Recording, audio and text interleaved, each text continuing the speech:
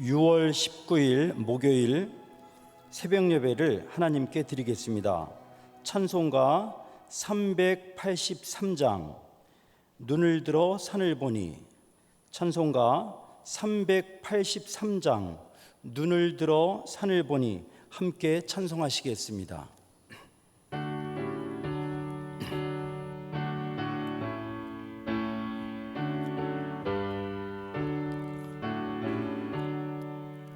눈을 들어 산을 보니 도움 어디서 오나.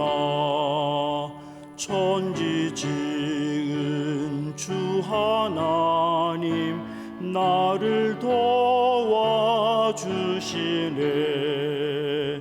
나의 발이 실족치 않게 주가 깨어 지키며, 택한 백성 항상 지켜 길이 보호하시네. 도우시는 하나님이 내게 그늘 되시니, 낮의 해와 밤의 달이 너를 양치 않겠네. 내게 화를 주지 않고 혼을 보호하시며, 너의 출입 지금부터 영영 인도하시리. 아멘.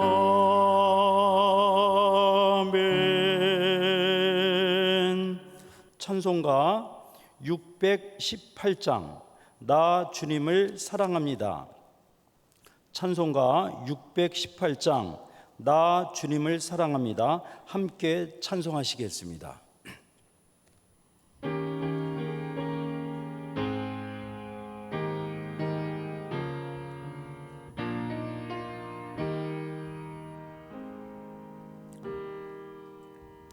나 주님을 사랑합니다.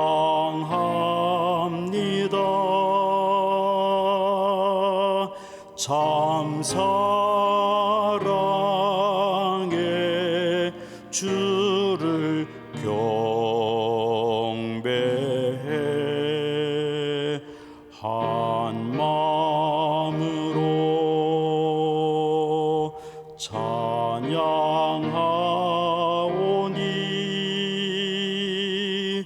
우리들의 기도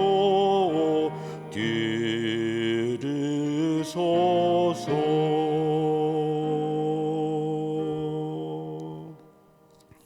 다 함께 사도신경으로 신앙 고백하시겠습니다. 나는 전능하신 아버지 하나님 천지의 창조주를 믿습니다. 나는 그의 유일하신 아들 우리 주 예수 그리스도를 믿습니다. 그는 성령으로 잉태되어 동정녀 마리아에게서 나시고 본디오 빌라도에게 고난을 받아 십자가에 못 박혀 죽으시고 장사된 지 사흘 만에 죽은 자 가운데서 다시 살아나셨으며 하늘에 오르시어 전능하신 아버지 하나님 우편에 앉아 계시다가 거기로부터 살아있는 자와 죽은 자를 심판하러 오십니다. 나는 성령을 믿으며 거룩한 공교회와 성도의 교제와 죄를 용서받는 것과 몸의 부활과 영생을 믿습니다. 아멘. 김동건 목사님께서 말씀 전해주시겠습니다. 네, 오늘 새벽 우리에게 주시는 하나님의 말씀은 역대기 19장 5절 말씀입니다. 역대기 19장 5절 말씀입니다. 역대상 19장 5절 말씀 제가 봉독하겠습니다.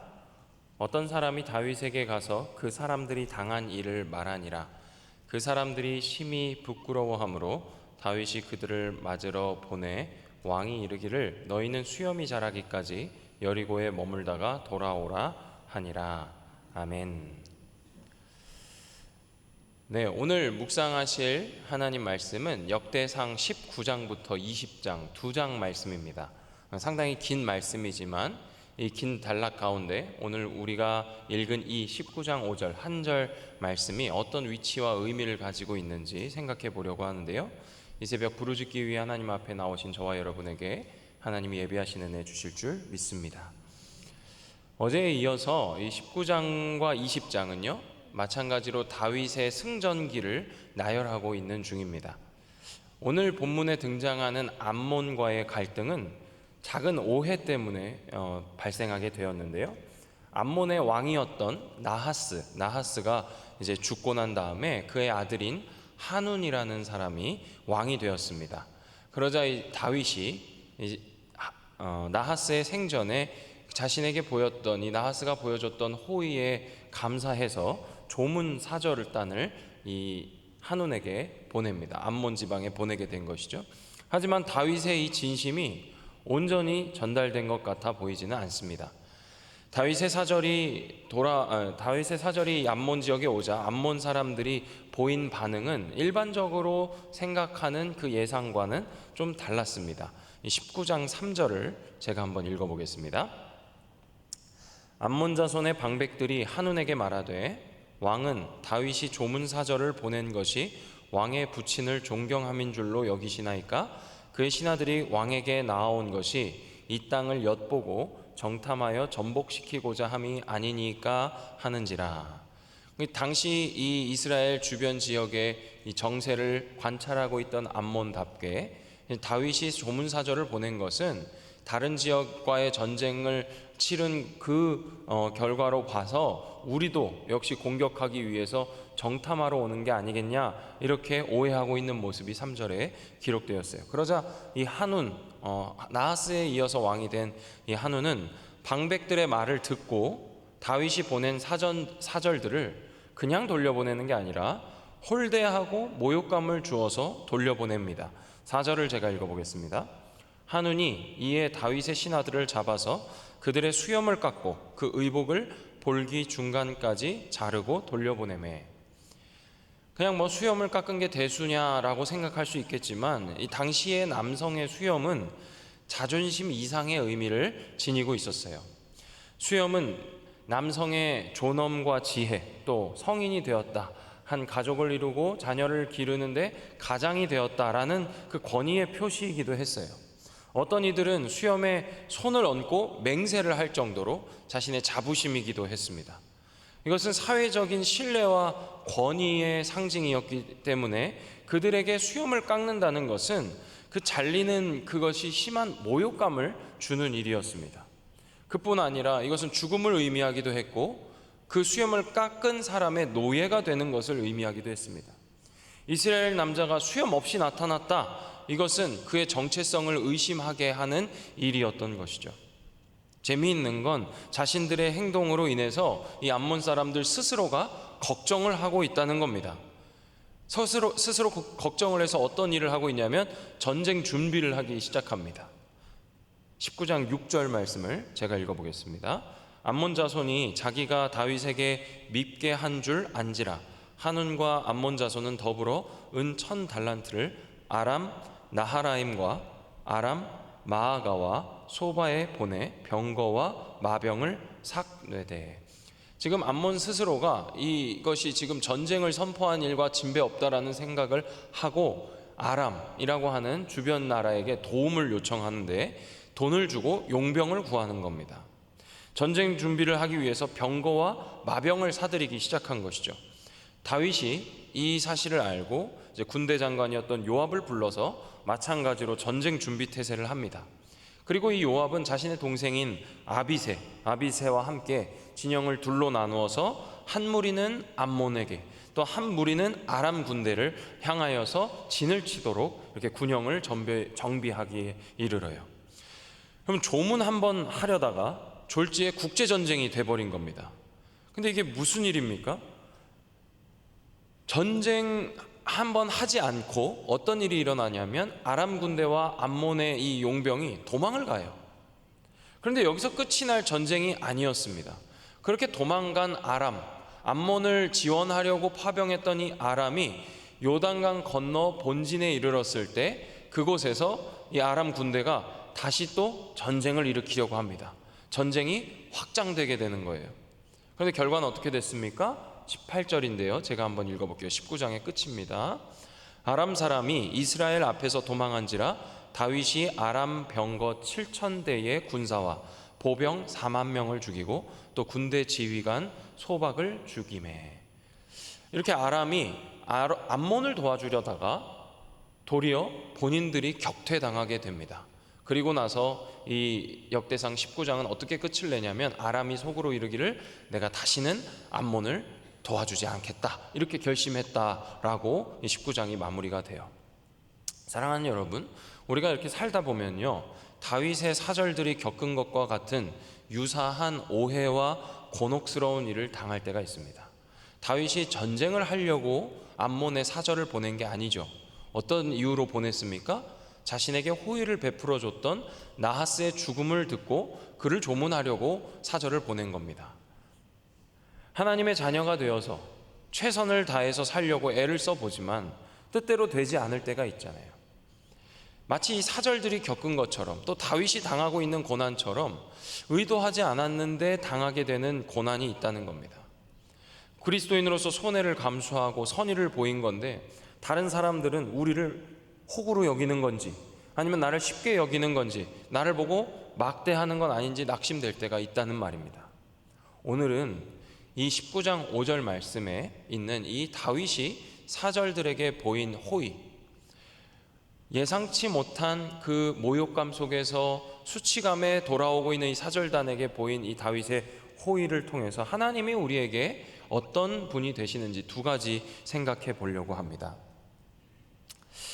제가 말씀드린 것처럼 우리가 선의를 가지고 어떤 일을 하다가 당하게 되는 오해, 그런 것들이 있다고 말씀을 드렸죠.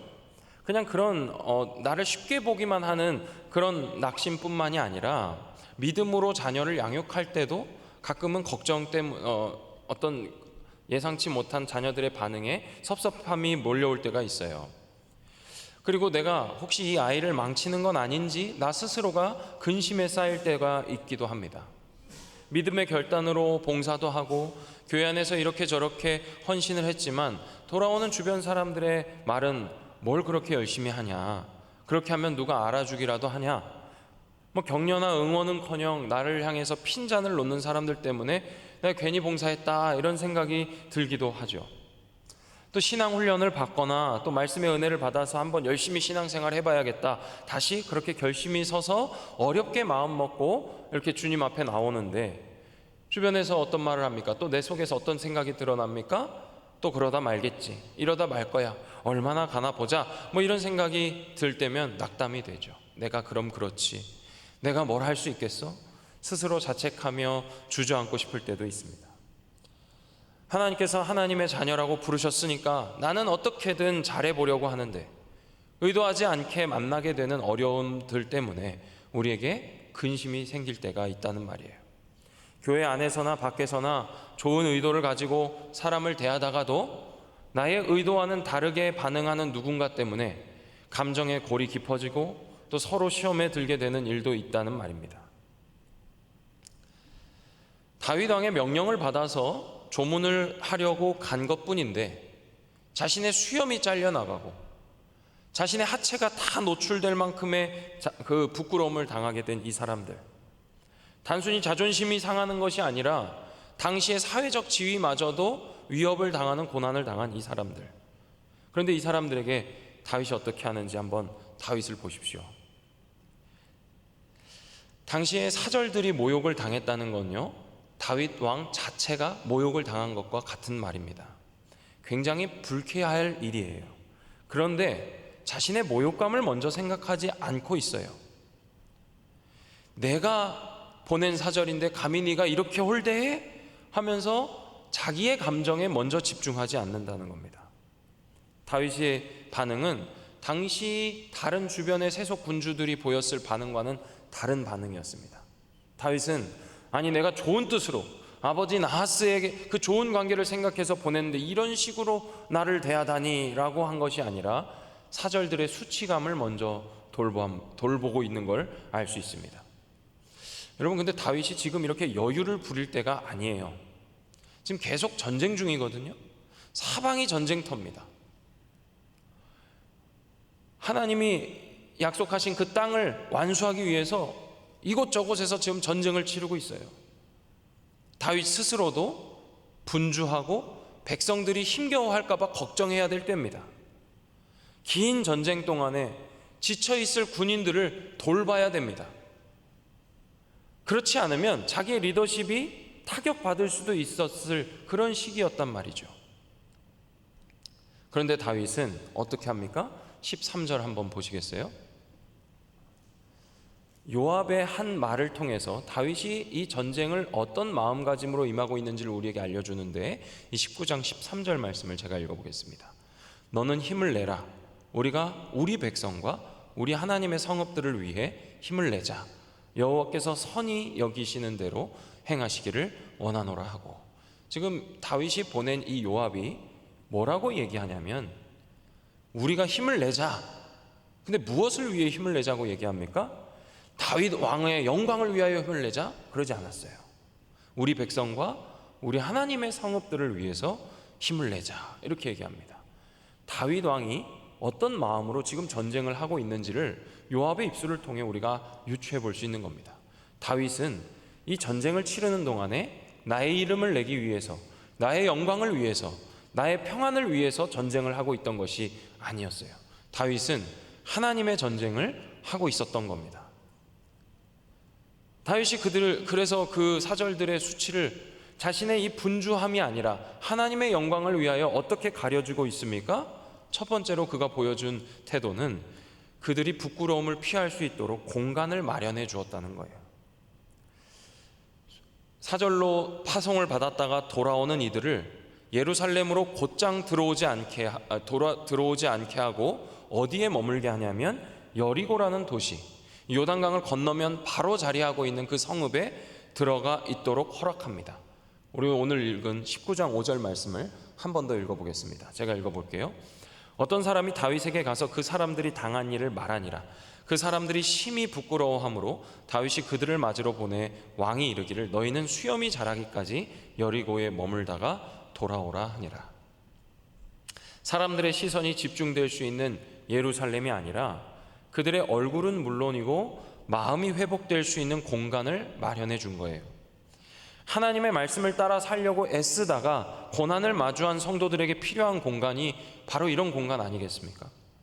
실패하고 부끄럽고 자존심 상하고 걱정과 근심에 둘러싸여서 내가 낙심하여 주저앉아 있을 때 회복되고 다시 일어나서 힘을 얻을 수 있는 곳, 마음에 평안이 있고 만나면 위로가 되고 가슴 한켠이 따뜻해지는 곳, 그런 곳, 우리에게 이런 여리고가 필요하지 않습니까? 무너진 사람이 다시 일어서고 상처받은 사람이 다시 살아갈 힘을 얻을 수 있는 곳이 여러분 어디이십니까? 두 번째로 다윗은 그들이 충분히 회복될 수 있도록 시간을 줍니다. 5절의 하반절을 보니까 언제까지 그들이 그곳에 머물 수 있도록 하고 있습니까? 수염이 자라기까지 그곳에 머물라고 이야기해요. 여러분, 사람마다 수염이 자라는 속도는 다 다릅니다. 수염이 자랄 때까지라는 말은 천편일률적인 기준을 대놓고 너네 언제까지 머물러 이렇게 얘기한 게 아니라는 말이에요. 사람마다 다름을 인정해주는 말일 수도 있는 것이죠. 회복에는 시간이 필요합니다. 그렇지 않습니까? 나는 이만큼 걸렸는데 너는 왜 이렇게 오래 걸리냐고 얘기할 수 있는 게 아니라는 거예요. 뭐 그런 일 가지고 아직도 그러고 있느냐고. 여러분, 그런 말 들으면 어떠세요? 기분이 더 상하죠. 나도 빨리 회복하고 싶은데, 나도 빨리 일어서고 싶은데, 나는 이만큼 걸렸는데 넌 왜 아직도 그러고 있냐는 말을 들으면 어떠시겠어요? 더 속이 상한다고요. 위로는 못 해줄 망정 나한테 왜 저러나. 사람은 하루아침에 회복되지 않습니다. 회복의 과정은 그냥 단지 몸이 낫는 치료의 과정이 아니에요. 믿음도 마음도 관계도 점진적인 회복이 필요해요. 그 과정을 존중해 주지 않고 인정해 주지 않고 기다려 주지 못하는 것은 그 사람을 살리는 일이 아닙니다. 진정한 리더십은 어디서 나옵니까? 기다려 주는 데서 나와요. 그가 충분히 회복하여 일어설 때까지 지속적으로 관심을 가져주고 응원해주고 격려해주는 겁니다. 이게 바로 은혜의 리더십 아니겠습니까? 다윗은 자신의 그 전쟁에 급급해서 어떻게 하면 이 전쟁을 이길까에 혈안이 된 그런 왕이 아니었던 거예요. 그들이 나 때문에 수치를 당하고 돌아올 때 그들이 회복될 수 있도록 기다려줄 수 있었던 그 은혜의 리더십이 무엇인지를 아는 왕이었던 겁니다. 왜 그럴 수 있었습니까? 그가 하나님 앞에서 그런 위로와 회복을 경험했기 때문에 그렇습니다. 저희 집에 아직 많이 키워야 될 아이가 셋이나 있는데요, 그래서 제가 식물을 키우거나 동물을 키우거나 그럴 엄두를 저희 부부는 내지를 못합니다. 그런데 이 첫째 딸이 초등학교를 가더니 학교에서 막 뭘 받아와요. 뭘 받아왔냐면 강낭콩을 받아왔습니다. 이걸 집에서 키워오라는 숙제를 받은 거예요. 저는 사실 관심을 많이 주고 있지 못하는데 저희 아내가 이제 아이가 학교에서 숙제를 받아왔으니까 이제 관심을 갖고 같이 키워주고 있습니다. 어느 날인가 저희 아내가 저한테 이런 말을 하는 거예요. 강낭콩이 죽은 것 같다는 거예요. 저는 알고 있었습니다. 저희는 그거를 관심 있게 사랑으로 키우지 못할 거라는 걸 알고 있었어요. 갖다 버려라 그랬더니 또 그렇게 어떻게 하냐는 거죠. 저희 설아가 첫째 딸이 마음이 아주 여리거든요. 그래서 며칠 동안 물을 좀 더 주면서 기다려보자 그러고 있었습니다. 그런데 다음날 보니까 이 강낭콩에서 싹이 난 거예요. 아침에 일어나 보니까 정말 죽어버린 것 같았던 강낭콩이 싹을 틔웠더라고요. 너무 신기했습니다. 그리고 저희 부부에게 또 다른 걱정이 생겼어요. 이거 이제 처음 키워보는데 어떻게 해야 될지를 모르겠는, 싹을 틔워서 기쁘긴 하지만 얘가 이제 자라면 이게 어떻게 해야 되나, 더 처치 곤란이 되는 건 아닌가 하는 걱정이 생겼습니다. 그런데 사랑하는 성도 여러분, 이 식물도 기다림이 필요하다는 걸 제가 처음 알았어요. 싹을 틔우기까지 수일을 보내야 됩니다. 땅속에서 도대체 무슨 일이 일어나고 있는지 우리는 알 수가 없어요. 그거 알고 싶다고, 이게 지금 죽은 거 아닌가? 살아나고 있는 거 맞나? 그거 알고 싶다고 땅을 파는 순간 어떻게 됩니까? 죽어버리는 거예요. 답답하죠. 대체 왜 이렇게 일어서지 못하는지, 왜 이렇게 주저앉아 있는지 막막합니다. 왜 이렇게 이 사람은 회복이 더딘지, 왜 이렇게 시험당하고 낙심해가지고 돌아오지 못하고 있는지 답답합니다. 그런데 그때 다가가서 그 사람 속을 후벼 파면 그 사람은 죽는 거예요. 기다려줘야 됩니다. 피할 수 있는 자리와 안식처가 되어주셔야 돼요. 그 속에서 어떤 일이 일어나고 있는지 몰라도 물을 주고 바람을 쐬주고 햇빛을 쬐어줘야 됩니다. 그러다가 그들이 그 수치감이 사라지고 다시 수염이 자라기 시작할 때가 되면 그러면 됩니다. 여러분, 그렇게 되면 스스로가 일어설 수 있는 힘을 갖게 되는 거예요. 저와 여러분이 그렇게 일어설 수 있게 되기를 축복합니다. 그런 회복이 있으시기를 소원합니다. 그리고 누군가가 그렇게 넘어져서 힘들어하고 있으면 그분들에게 다가가서 그런 기다림이 되어주시길 바랍니다. 우리 주님은 우리를 향해서 다그치고 채찍질하며 일어나라고, 지금 뭐 하고 있냐고, 겨우 그 정도밖에 안 되냐고, 너의 결심 고작 그 정도뿐이었냐고 우리에게 말씀하시지 않으세요. 하나님의 영광을 위해서 전쟁의 주인이 하나님이심을 알았던 이 다윗이 수치 가운데 있는 이들을 위해서 자리를 마련해 주는 일을 했다면, 우리 주 예수 그리스도께서는 친히 우리를 위해서 나가 싸우시는 분입니다. 그렇게 사망 권세를 이기시고 우리에게 말씀하시는 거예요. 내게 들어와 배우라. 내 멍에는 쉽고 가벼우니 내게 들어와 배우라. 이렇게 말씀하신다고요. 우리 그런 예수 그리스도를 바라보며 한평생 주님과 같이 살아가는 저와 여러분 될 수 있기를 축복합니다. 오늘 말씀을 생각하시면서 함께 기도하겠습니다. 주님, 내가 주님 안에서 일어날 힘을 얻기 원합니다. 주님, 나를 기다려주시고 인내해 주시고 내게 은혜 베풀어 주시기 원하시니 감사합니다. 주님께 감사의 강구 드리시기를 바랍니다. 더불어 우리 공동의 기도 제목을 놓고 기도하실 때 교회와 담임 목사님을 위해서 기도하시기 바랍니다. 교회를 위하여 기도하실 때에는 여름 사역과 선교를 위해서, 그리고 우리 담임 목사님 이 안식 기간 동안 회복이 있게 해달라고 기도해 주시기를 바랍니다. 또 나라와 민족을 위해서 기도하실 때 저출산 문제가 속히 해결되게 하시고 정치적인 안정과 경제 회복이 있게 해달라고 모든 위정자들 위해 주님이 친히 다스려 달라고 기도해 주시고요. 우리 선교사님들과 선교지에 있는 교회를 위해서, 우리 또 환우분들을 위해서 우리 각자의 기도 제목을 놓고 주님의 이름 한번 부르시고 함께 기도합니다. 주여, 아버지 하나님 고맙고 감사합니다. 오늘 말씀을 통해서 전쟁 가운데 전쟁의 주인이 하나님이심을 믿고 신뢰하였던 다윗이 그 신하들에게 보였던 그 호의와 그 여유를 우리가 생각해 보았습니다. 예수께서 우리를 바라보실 때 다그치거나 채찍질하지 않으시고 우리를 너그러이 안아주시며 은혜 베푸시기 원하시는 것처럼, 우리 또한 우리가 교회된 자로서 교회 안에 있는 무리들에게 그렇게 너그러이 기다려